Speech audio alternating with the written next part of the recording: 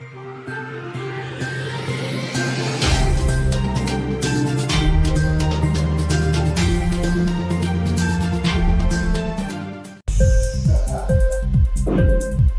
TV prime time news కి స్వాగతం.